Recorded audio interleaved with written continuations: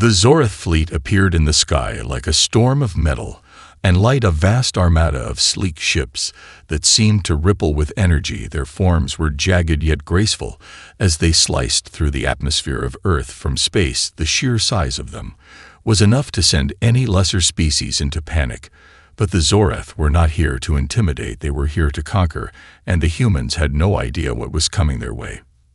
Xyloreth stood at the center of his command bridge, looking out at the pale blue dot below his feet, an insignificant world that had drawn his attention only for its resources and strategic position in the galaxy. He had crushed countless civilizations before now, and this would be no different. His fleet would land, destroy, and subjugate within days. At most, the humans had no chance against the might of the Zoreth Empire.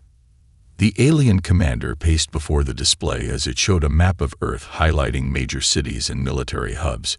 He smiled to himself, his long claws tapping on the sleek console as he scanned the projected data with disdain. Their military technology was archaic, their defenses laughable. Xyloreth had seen worlds far more developed fall within hours, yet the humans continued to cling to their primitive ways, as if they could somehow challenge him. His ships were beyond anything they could imagine. A voice interrupted his thoughts. The chief strategist stood in front of him, a tall, thin figure whose black eyes shimmered with the faintest hint of uncertainty. Commander Xyloreth, the human forces have mobilized. There are reports of some resistance emerging. We have already destroyed their air bases and ground stations. Xyloreth turned sharply, his eyes narrowing at the strategist. There was a brief silence before he spoke, his voice as cold as the void of space. Resistance, they think they can resist me, how quaint. He let out a short laugh, a sound that echoed through the bridge and unsettled the crew around him, their eyes darting nervously from one another. It wasn't fear, but uncertainty. Xyloreth was used to it by now. Those who failed to believe in the Zoreth Empire quickly learned the price of underestimating its might. Prepare the first wave, destroy their cities, show them the futility of their actions. The strategist hesitated but nodded. Xyloreth's command was absolute, despite the hint of doubt that still lingered in his voice. He was a being of logic and cold calculation. To question his decisions was to invite punishment. The fleet moved into position above the Earth's major cities, each ship glowing with the raw power of its weaponry. Beneath the surface, Xyloreth's mind wandered back to his early days as a soldier, his first invasion, a small and inconsequential world where his fleet had overwhelmed their defenses in hours. But this time was different. These humans were not giving up as easily as he expected. The countdown to the attack began, and Xyloreth steeled himself, his sharp gaze fixed on the screens before him. There was no turning back now. This would be his victory, his triumph against a species that didn't know its place in the cosmos. His thoughts turned to how quickly he would quell their resistance and send their leaders to their knees before him. As the first blasts erupted over Earth's cities, Xyloreth's lips curled into a smile of satisfaction. But beneath that smile, something began to gnaw at him, an unfamiliar sensation that he quickly pushed aside. As irrelevant, the humans would crumble as they always did, and soon the galaxy would know of another conquered world under the banner of the Zoreth Empire. The explosions reverberated through the skies, leaving craters where once proud cities stood. But as the dust settled, something unexpected happened.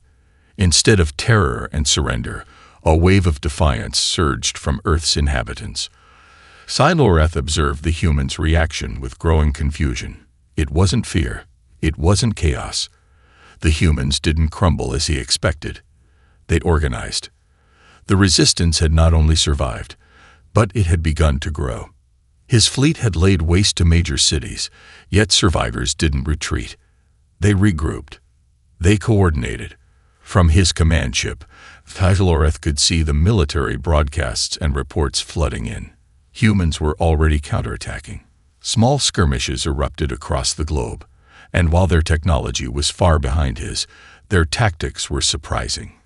Guerrilla warfare, hit-and-run tactics, and most infuriating of all, an uncanny ability to turn his own discarded technology against him. The first sign of this came when a Zoreth battalion sent to sweep a small coastal city was ambushed. The humans had rigged their streets with traps, simple but effective explosives made from salvaged alien weaponry.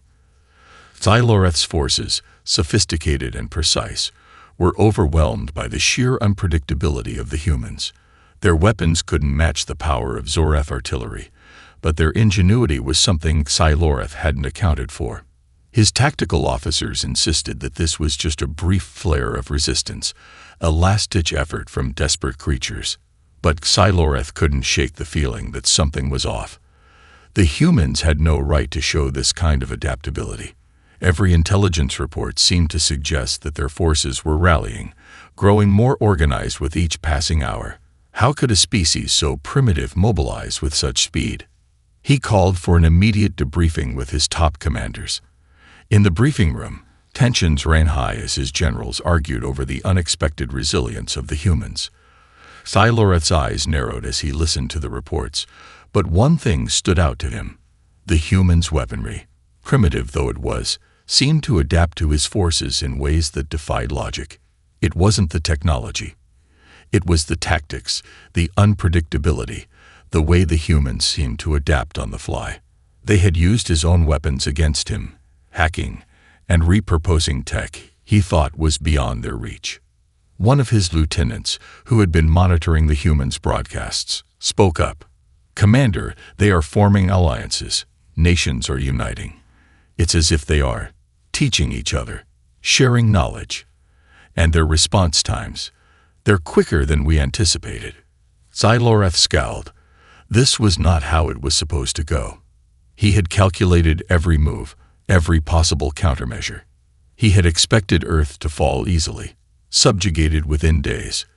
But now, the humans were proving to be far more resilient, far more dangerous than he could have imagined. In the beginning, they had seemed so fractured, so divided.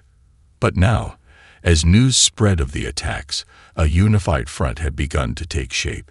The cities that had been destroyed, humans were already scavenging through the ruins to find parts, to innovate, to fight back. In one city, a small team of engineers had managed to jury-rig a network of alien shields into a makeshift defense system, protecting civilians from further bombardments. In another, a group of young hackers managed to reverse-engineer a Zoreth communications satellite, intercepting crucial military transmissions. For the first time since the invasion began, Xyloreth felt a sting of doubt. The humans were resourceful, too resourceful. They were beginning to adapt faster than his forces could react, and it wasn't just their tech that worried him. It was their relentless determination. Xyloreth, a commander who had conquered countless worlds, couldn't fathom why these humans were so determined to survive. His thoughts turned dark as he realized this wouldn't be an easy victory. The humans, with their unyielding spirit, had just shown the first signs of what could become a long and drawn-out war, something he was not prepared for. Xyloreth's eyes were fixed on the live feed from the front lines, and a sense of growing unease washed over him. His fleet had laid waste to so many cities, New York, Tokyo, Paris. But the humans weren't crumbling as they should have. They were rallying, adapting, and they weren't afraid to fight back. The streets once filled with dust and destruction were now alive with resistance fighters, civilians, engineers, and soldiers working together in ways he hadn't imagined. It was as though the very act of invasion had sparked something inside the humans, something primal and untamable. Instead of the terror Xyloreth had predicted, he saw them pull together with an energy that for the first time in his long career made him hesitate. They weren't just surviving. They were fighting as if they had something to prove. Xyloreth clenched his fists. The reports from his field commanders were now filled with troubling news. Zoreth battalions that had been deployed to suppress resistance were being ambushed and outmaneuvered. His fleet, advanced and capable of obliterating entire cities in minutes, was now being forced into defensive positions by forces that shouldn't even have existed in the first place. The humans were resourceful, too resourceful. One of the most baffling reports came from the eastern seaboard. A large Zoreth battalion had been sent to secure Washington, D.C., a key strategic city for any future conquest of Earth. But when they arrived, they found something completely unexpected. The humans had already turned the city into an intricate maze of makeshift traps, hideouts, and hidden fortresses. The Zoreth soldiers found themselves bogged down in narrow alleys and underground tunnels, unable to predict where the next ambush would strike. Xyloreth's lips curled in frustration. They were playing games. Earth was supposed to be an easy victory. The resistance, weak and scattered at first, had now become a full-fledged rebellion, fueled not by technology, but by a raw determination that only made them more dangerous. The humans didn't have advanced weapons like the Zoreth, but they had something that Xyloreth couldn't account for, an innate will to survive, to push back, to refuse to bow to a superior force. As the reports continued to flood in, one stood out to Xyloreth, an intercepted transmission from one of the human military leaders, General Rachel Ward. The Zoreth had been trying to break into a communications relay in the Midwest, only to find the human forces already waiting for them, having predicted their move with unsettling precision. "Commander Xyloreth," the voice from the transmission echoed in Xyloreth's mind. "You underestimated us. You thought you could crush us with your technology, but all you've done is awaken something you don't understand. We're fighting for more than survival. We're fighting for our home." It was as if those words had pierced through Xyloreth's psyche, stirring something he hadn't expected. The humans weren't just fighting to survive. They were fighting for the very soul of their planet. And that was something different, something that Xyloreth had never encountered. The transmission ended, but the words lingered in his mind.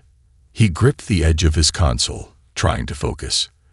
The images on the screen showed Zoreth soldiers picking themselves up from the rubble of failed attacks, their morale plummeting. His soldiers weren't ready for this kind of prolonged conflict. The Zoreth, for all their superiority in technology, lacked the one thing the humans had, an unrelenting spirit to defend their world at any cost. Xyloreth's mind raced. The humans were proving themselves to be more resilient than he had ever imagined. He had planned for an easy victory, but now he faced the reality that this war would not be won with brute force alone. A spark of doubt flickered in Xyloreth's mind for the first time in his life. Could he truly conquer this world, or had the humans already turned the tide of war? The Zoreth were struggling. Xyloreth could feel the shift in the air as his empire's flawless plan began to unravel before his very eyes. The humans, once scattered and divided, had transformed into something far more dangerous, a united front determined to protect their home at all costs. What was meant to be a swift conquest had turned into a grueling battle of wills, and Xyloreth found himself staring at screens filled with reports of increasingly sophisticated human tactics. One message after another arrived, each one more troubling than the last. Zoreth forces, accustomed to easy victories, were bogged down in every corner of the globe. The humans had taken what little they could salvage from the wreckage of their cities and turned it into an unrelenting wave of resistance. Their counterattacks were relentless, and the tactics they employed were unlike anything Xyloreth had anticipated. He stared at the feet of a recent battle in Berlin. His forces had been sent to eliminate a small rebel cell that had somehow managed to survive the initial bombardment. What should have been a quick strike turned into a nightmarish operation. The humans had scavenged advanced Zoreth technology from their fallen comrades and used it to trap his soldiers in a maze of explosives and energy shields. His troops had been forced to retreat, and the rebel cell, barely more than a handful of fighters, had emerged victorious, if only for the moment. "What is happening?" Xyloreth muttered under his breath. "How are they doing this?" It wasn't just their unexpected adaptation to alien technology that bothered him. It was how quickly the humans had organized, how they had shared knowledge across borders and through networks.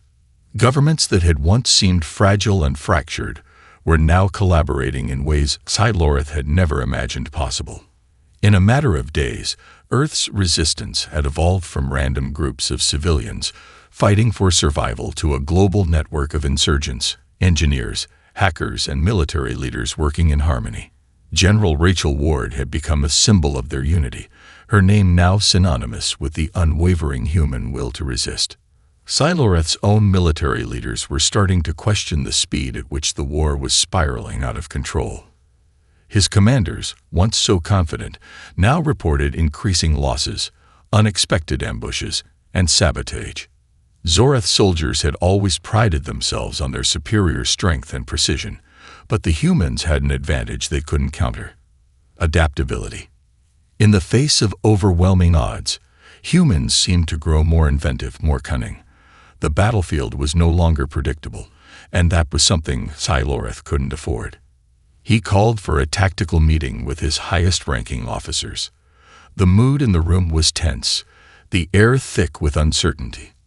The strategist who had previously assured him of an easy victory now looked nervous, shifting in his seat as Siloreth entered.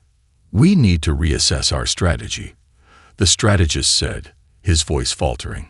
"The humans are using tactics we've never seen before. They adapt faster than we can respond." Siloreth growled in frustration, his sharp gaze scanning the faces of his officers. "What you mean is that they're not fighting the way we expected. But we are Zoreth. We adapt too. We just need to apply more pressure, force them into submission." One of his generals, a seasoned veteran who had led successful campaigns for centuries, spoke up. "Commander, it's not just about pressure. They're turning our strengths against us. We're fighting on their terms now." Siloreth's mind raced. His enemies were small, fragile creatures, but they had an unrelenting desire to survive. Every setback only seemed to make them more dangerous. He had underestimated the human spirit, and that was proving to be his greatest mistake. The war had reached a turning point.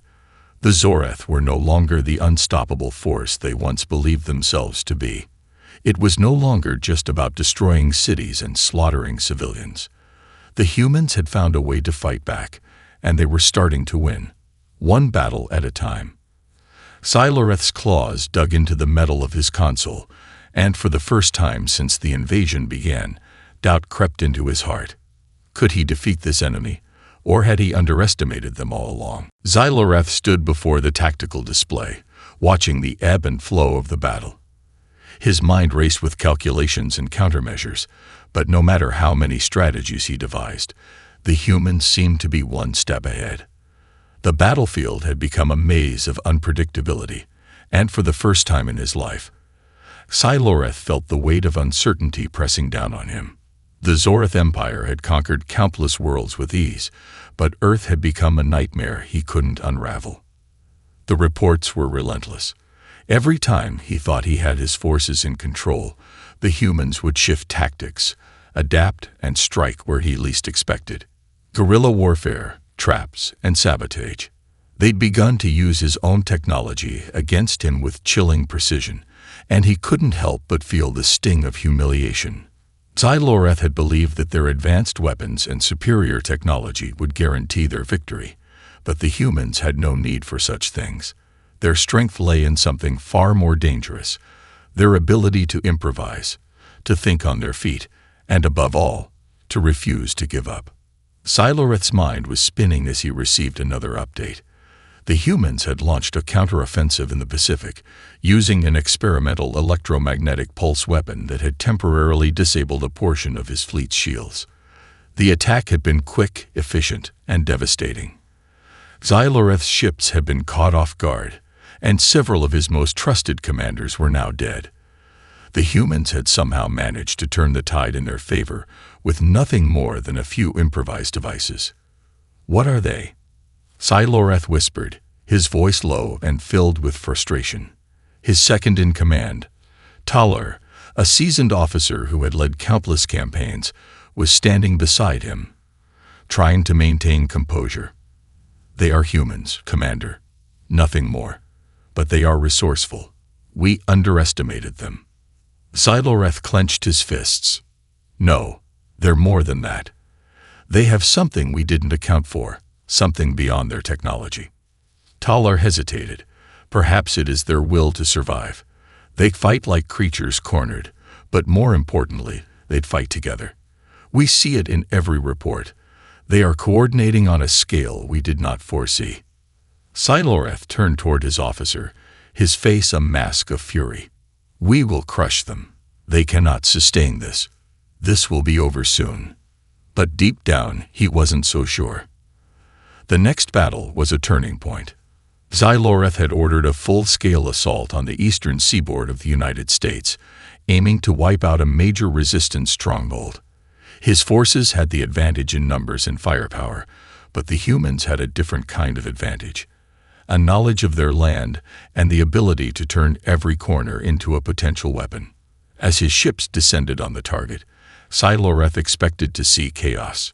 Instead, he was greeted by the sound of organized resistance, human fighters moving with military precision, hidden in the streets, in the shadows, using the very terrain they knew so well to their advantage. The humans launched their attack with calculated brutality. They planted explosives in the streets, rigged buildings to collapse, and used makeshift EMP devices to disable the Zoreth's power sources. Xyloreth's forces were forced to retreat, and the human resistance emerged victorious once again. Xyloreth stood in silence, watching the aftermath on the holographic display. His forces had been pushed back, their momentum stalled by the very people he had underestimated. A feeling he hadn't felt in ages gripped him. A sense of unease, an unfamiliar feeling of doubt. These humans, Xyloreth muttered to himself, they're not just fighting to survive. They're fighting to win. For the first time in this war, Xyloreth wasn't sure if his fleet could outlast their relentless will. The humans had proved something undeniable. They could adapt, learn, and strike when least expected. They were not just a species to be crushed. They were a force to be reckoned with, and with each victory, they grew bolder, more unified. Xyloreth felt the weight of his failure pressing down on him. How had he miscalculated so badly? Xyloreth's mind buzzed with frustration. Every move he made seemed to play into the hands of the humans, their responses quicker and more effective than he could have ever predicted. He had underestimated them, but now he was facing the consequences.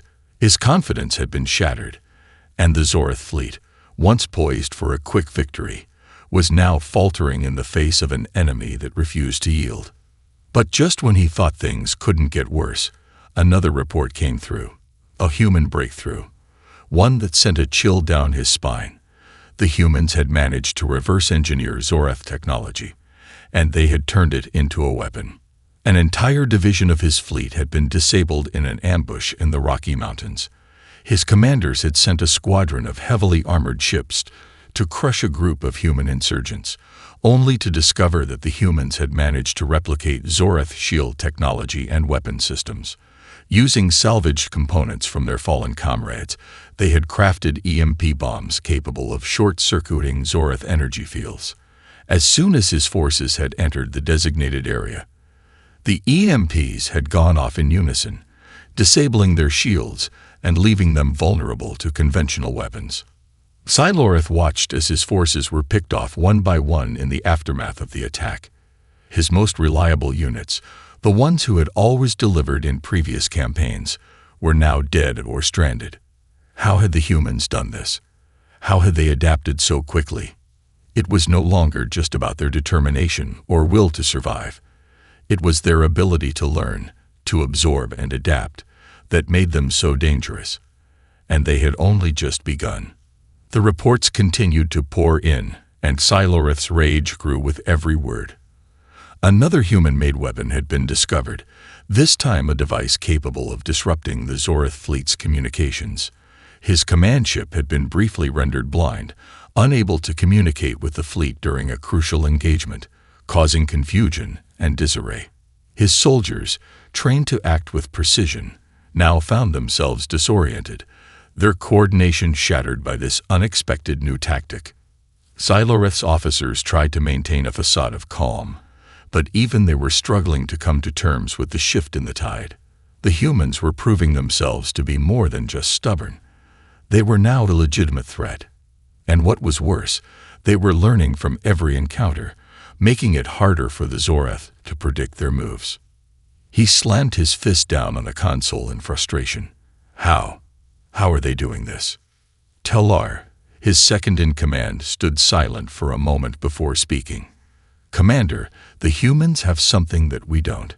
It isn't just their technology or their tactics. It's their drive. Their desire to learn and adapt is unlike anything we've encountered before. It's their greatest strength." Siloreth took a deep breath, his mind racing. Talar was right. The humans weren't simply reacting to the invasion. They were evolving with it. Every time the Zoreth struck, the humans adapted, turning the damage done to their cities, their technology, into an advantage. They were using Zoreth tech against them, piecing together bits of their enemy's strength and making it their own. But there was more to it than that. Siloreth had witnessed something in the aftermath of the battle in Berlin, a glimmer of hope in the human forces that sent a chill down his spine. It wasn't just about survival anymore. The humans were fighting with something that transcended the will to live. They were fighting for their planet, for their future. They were fighting for each other, a unity that the Zoreth could not understand. And that, Siloreth realized with a sinking feeling, was the true source of their power. The war had changed. The humans had already proven they could fight back, but now Siloreth was beginning to understand the full scope of their potential. If this continued, Earth might not be just another conquest. It might become the first world to ever defeat the Zoreth Empire. Siloreth's claws tightened around the edges of his command console, his mind working quickly, plotting his next move. He could not afford to fail. But for the first time, a small voice inside his mind whispered a terrifying thought.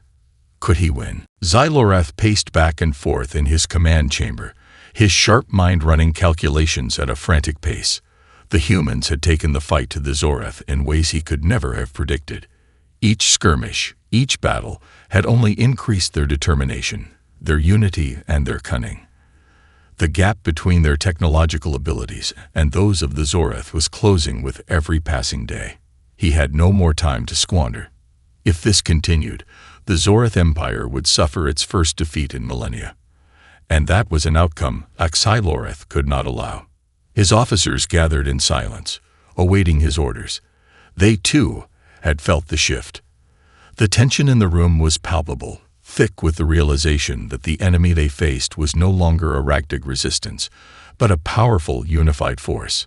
Even the most seasoned Zoreth warriors were beginning to show signs of fatigue, both physical and psychological.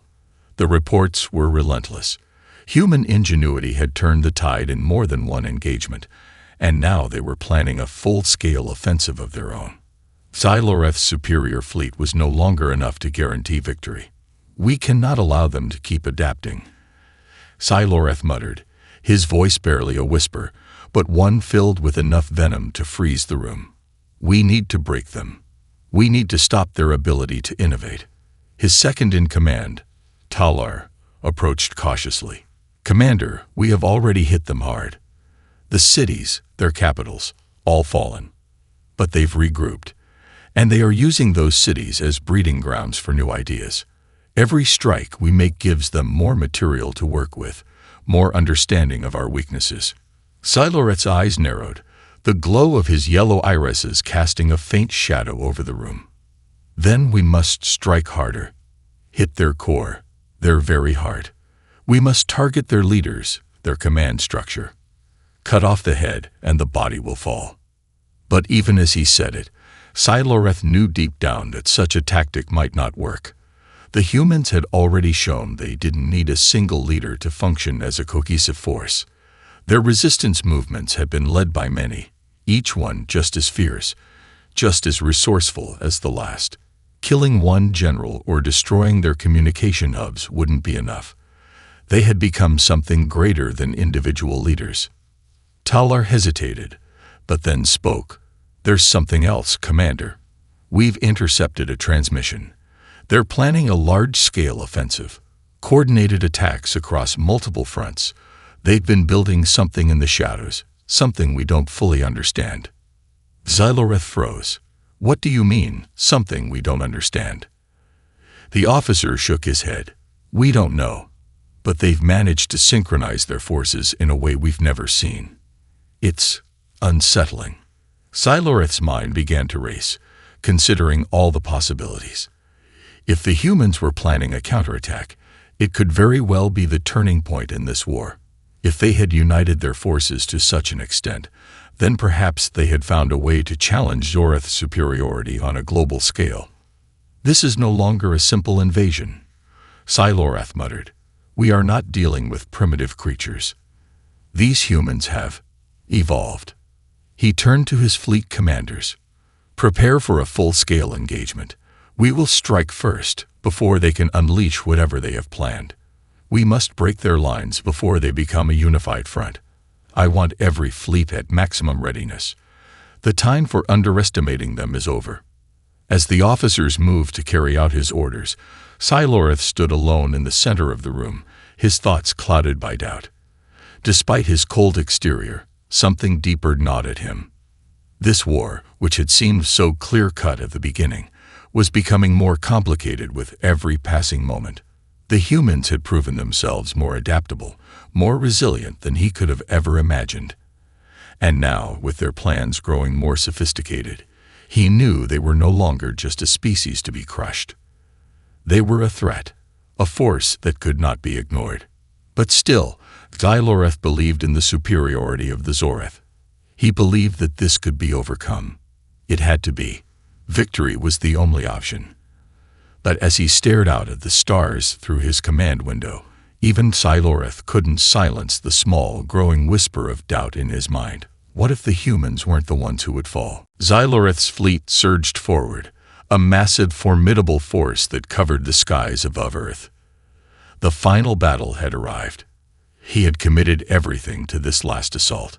His warships, their weapons primed and ready, moved into position as the hum of their engines filled the command deck with a low, resonating growl.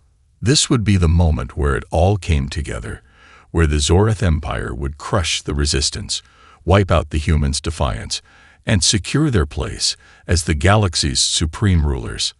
There would be no more retreats, no more second chances.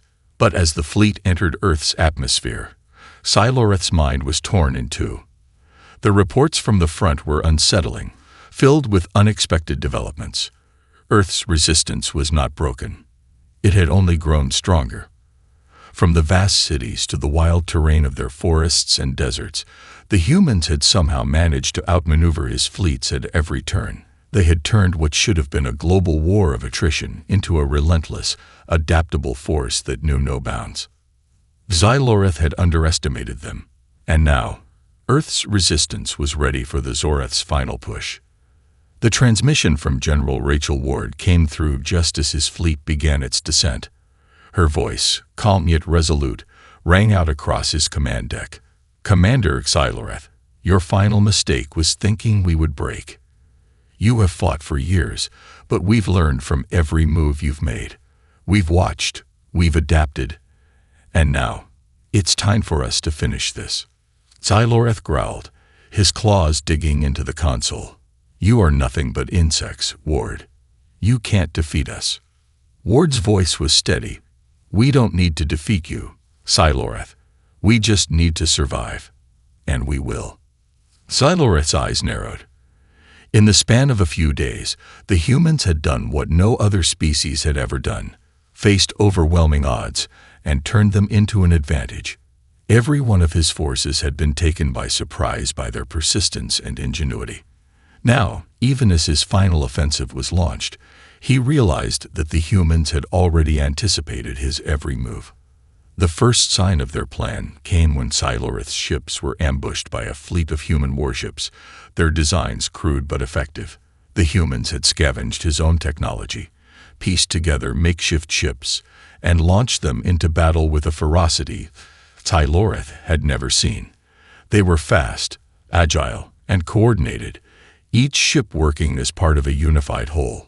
It wasn't the most powerful fleet, but it was relentless, and it was everywhere. Zoreth warships fell in droves, their superior firepower overwhelmed by the humans' precise strikes. But the Zoreth were not done yet.